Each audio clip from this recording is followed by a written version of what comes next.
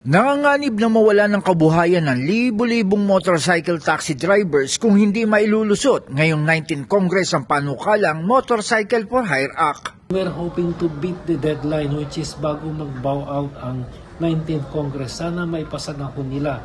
Kasi ang magiging epekto po nito dahil pilot study ito, they derive their existence, itong mga riders, from the pilot study of the 19th Congress. Pag nag-bow out si 19th Congress, mawawalang MC Taxi, mawawala ng hanabuhay ang ating mga riders. Bukod sa posibilidad na mawalan ng kabuhayan ng mga rider, lalala rin daw ang problema sa habal-habal o ang mga motorsiklo na iligal na nangungontrata ng mga pasahero. Mas lalala po. Sa ngayon po, malaki na po ang problema natin. Ang dami hong habal-habal. Ibig sabihin, walang protection si pasahero pag nadisgrasya po. Pag nawalan ho tayo ng batas that would cover motorcycle taxi, lahat ng mga motorcycle taxi na nakikita natin sa daan ay magiging habal-habal po yan. And that would pose a bigger transport problem, that would pose a bigger problem on the economy. Maraming mawawalan po ng trabaho. Sa ngayon, naaabot sa 60,000 na motorcycle taxis na bumabiyahe sa Metro Manila at ilang lungsod sa Luzon, Visayas hanggang Mindanao. Pinayagan silang bumiyahe dahil sa isinagawang pilot study ukol sa operasyon ng motorcycle taxis sa bansa. Sa pagdinig ng Senate Committee on Public Services na pinamumunuan ni Senator Raffy Tulfo, umusbong pa ang ibang mahalagang issue tulad ng fare discount sa senior citizen at estudyante. Maging ang insurance ng mga pasahero sa pagsakay sa motorcycle taxi. Giit ni Tulfo, ang diskwento ay dapat na ibinabawas sa transport network companies para hindi naman agrabyado ang driver kung ibabawas pa ang bawas pasahe sa kanilang kita. Sabi ng senador, isa ito sa mga dahilan sa pagkansela ng driver ng booking kapag malalaman nila na senior citizen, estudyante o may kapansanan ang kanilang magiging pasahero. Dati nga, yes, meron yung 80-20, 60-40. So sabi ko kung tatanungin, dapat across the board pare-pareho. Hindi na yung pag sa Grab ganito, pag sa Joyride ganito, pag sa Angkas ganito, dapat pare-pareho yan. And then in the end, sabi ko, ang gusto ko, pagdating sa discount, much better kung ikakarga na lang lahat yan sa TNC company. Nang sa gayon, hindi na mahirapan mag-book at maka-cancel yung mga estudyante, PWD, senior citizen, just because alam nitong TNC company at mga drivers na may discount dahil sila nga, mga special riding public consumer.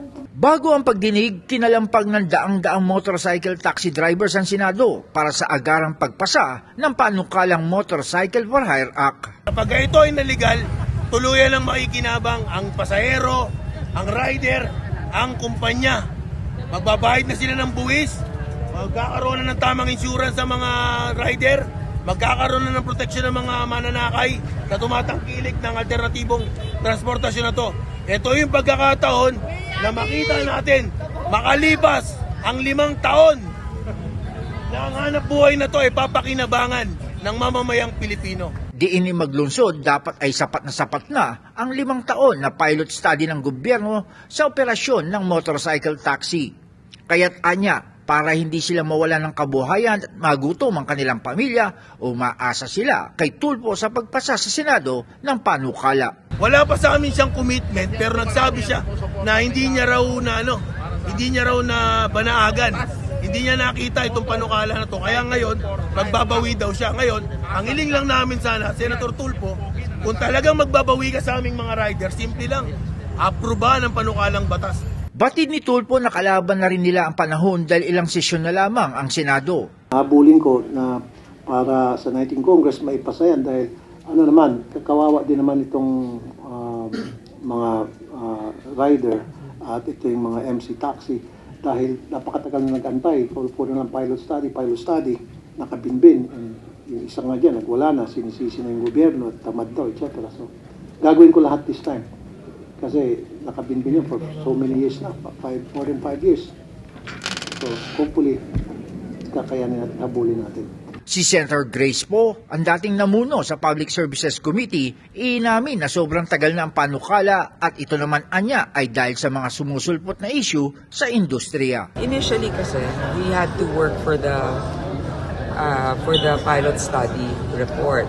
So that was finally submitted. But of course, when you submit something like that to Congress, meron din mga additional studies na ini-integrate namin. So ngayon, merong version yung Congress na parang lalagyan ng RFID yung mga motorcycles, pero may mga groups na nag-o-oppose dyan. So for the, doon sa Congress, walang RFID.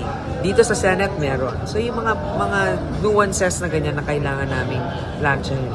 But what's the current status po at present nung pilot study? Tapos na po yan? Tapos na yung submission ng LTFRB.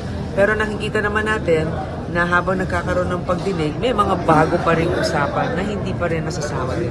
Tinapos na ni Tulfo ang pagdinig para bumuo na ng technical working group na plaplansya sa lahat ng gusot sa panukala. Umaasa din ang senador na agad itong pipirmahan ni Pangulong Bongbong Marcos kapag umabot na sa Malacanang ang panukalang batas. Jan Escosio, Radyo Inquirer Online, bayang nagtatanong, mamayang nag-uusisa.